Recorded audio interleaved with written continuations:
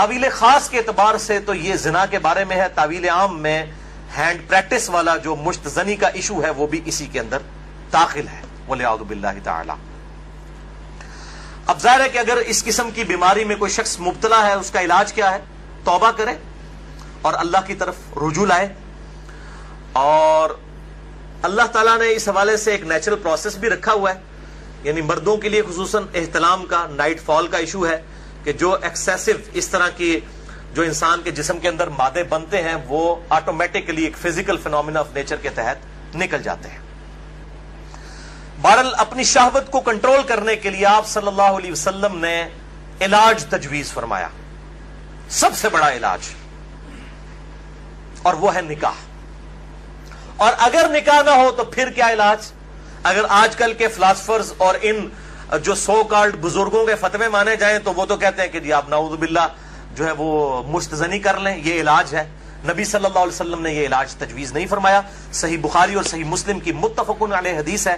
बुखारी में 5066 और मुस्लिम में 3398 और मिशकात में भी मौजूद है 3080 नंबर। आप सल्लल्लाहु अलैहि वसल्लम ने फरमाया, ए नौजवानों के गुरोह, तुम में से जिसके पास इस्तिताअत है वो निकाह करे, यानी जो फाइनेंशियली सपोर्ट कर सकता है, जिसके पास इतना खर्चा है कि मामलात को लेकर चल सकता है।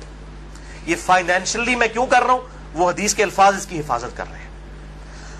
अगर कोई शख्स इस्तिताअत ना रखता हो, इसी हदीस में आता है, आप सल्लल्लाहु अलैहि वसल्लम ने फरमाया,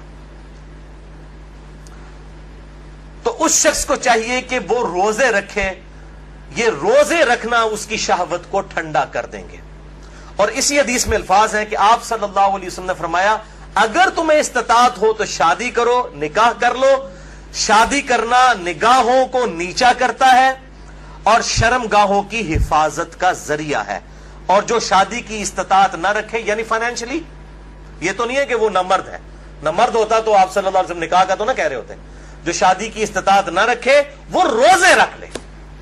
तो ये बिल्कुल क्लियर कट हो गया कि सिर्फ रोजे रख कर इस हवाले से शहवत को कंट्रोल किया जाएगा और कोई सोर्स नहीं है।